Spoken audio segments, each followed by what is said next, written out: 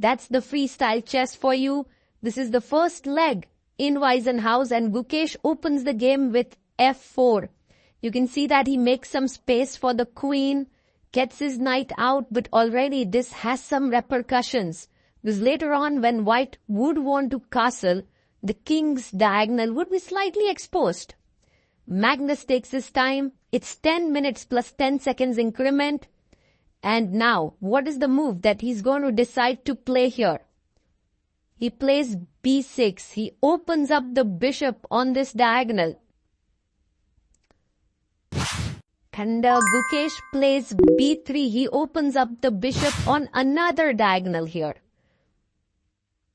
And now Magnus plays this really beautiful move, knight at 6. Why is this amazing? Because he wants to play g6 and trade off these bishops here. Knight comes out to f3.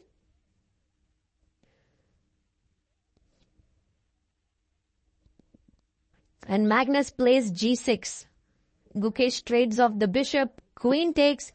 And now you can see that here the queen has a very nice diagonal.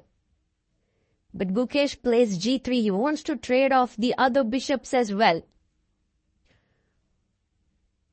And now pawn to c5. Magnus gains some space in the center of the board. And Gukesh pushes his pawn to e3, opening up the queen, maybe wanting to give a check. The knight comes to c7, defending the square on a6. And Gukesh brings his knight out. He's controlling the center with his knights, and Magnus pushes the pawn to f6.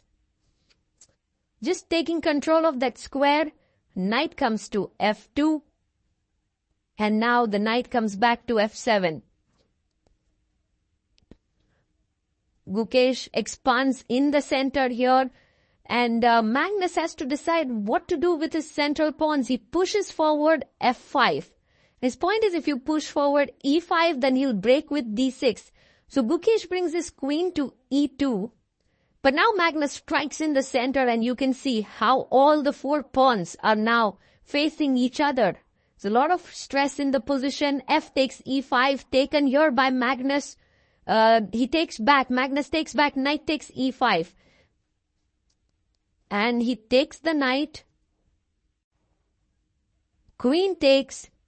And there's a small pin here. So Gukesh can go knight d3. But instead, he castles here. So you see he's castled short side. The king goes like in the normal game of chess to g1. But maybe Magnus has a very strong move now. Making use of the pin, he goes d5, d4 by Gukesh. What a classy move. If you take with the pawn, I have knight d3 followed by e5. But instead he takes with the queen. E takes f5, g takes f5, rook comes to the center. The queen moves back. And now Gukesh, thinking a bit, he has 3 minutes 50 seconds. Magnus has 5 minutes on the clock. But what essentially Gukesh has done now with knight to h3 is that for one pawn, f5 pawn is weak. He has the f4 square for his knight. Rook comes to f8. And white has enough compensation. c4, I love this move. Because now he's trying to trade off the bishop as well. Long castle has been done. And Gukesh brings his knight to the center of the board. He's looking at all these squares with his knight. Rook comes to e8, attacking the queen. And Gukesh plays his queen to d3. He could have also thought about bringing his queen to h5. He pushes his pawn right into the center of the board. Magnus Carlsen, he now has a protected password. But first the bishops are traded. Knight takes on a8. And now he chops off the pawn. Queen comes to d7, blocking the check. Now you can keep the queen on the board with queen h5. But instead he takes. And Magnus deciding whether to take with the rook. Oh, he takes with the rook. Knight jumps into d5, threatening a fork here.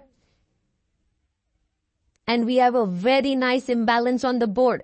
Magnus has a protected password in the center, while Gukesh has a kingside majority here. He brings his rook into the center. They trade rooks. And now Magnus brings his knight here. If you trade the knights, this should most likely end in a draw. But instead Gukesh keeps the knights because He wants to maybe blockade with his knight on d3 and fight in this endgame. Rook e5 played. Gukesh fighting here for the full point, it seems.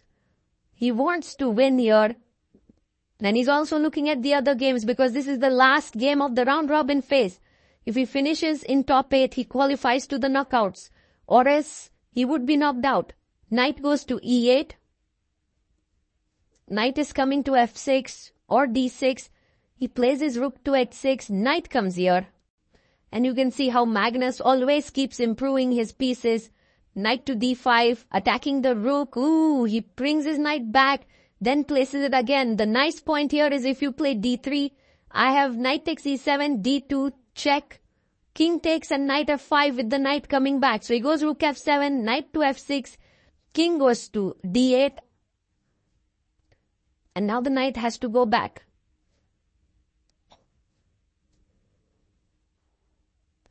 The king is a bit cut off. He goes knight f5, rook comes to the center of the board.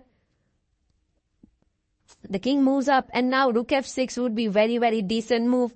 The position is equal, but instead he goes back. This is not the best move here by Gukesh. And the king comes up. Slowly and steadily, it feels like Magnus is taking over the control. Gukesh pins the knight here. But b5, what a nice move here. Just shaking up the roots of the position. King f1, he takes, pawn takes. Now the c4 pawn can become weak with king e5 and knight d6. He does go king e5, fantastic move. And Gukesh plays his king to e1. Knight d6, hitting here. Maybe knight f4 is the best move, he finds it. It's an excellent move. If you take knight c4, I have knight d3 check, king e6 and knight takes c5. So he plays rook c7, he brings his rook check, king f5. And now knight comes to d5. This is a mistake because now rook b7 entering here with the rook is very powerful. Magnus finds it. What a nice move here. Now c4 is hanging. The rook has been protected. Knight e4 is coming in. He pushes his pawn to h3, but this is not going to work out now. Knight takes c4, but even stronger is to just bring your knight into the center with e4, knight e4. Magnus takes his time. He knows he's winning here. And he jumps in, knight to e4, and he just sort of punches the knight on the e4 square. He knows he's going to beat the first ever encounter between him and the world champion, king e5. And now there's just no way to stop this check. Because if you see, both the flight squares have been taken away. So he goes rook king f1, d3 played, rook moves back. And now it's time to enter with the rook.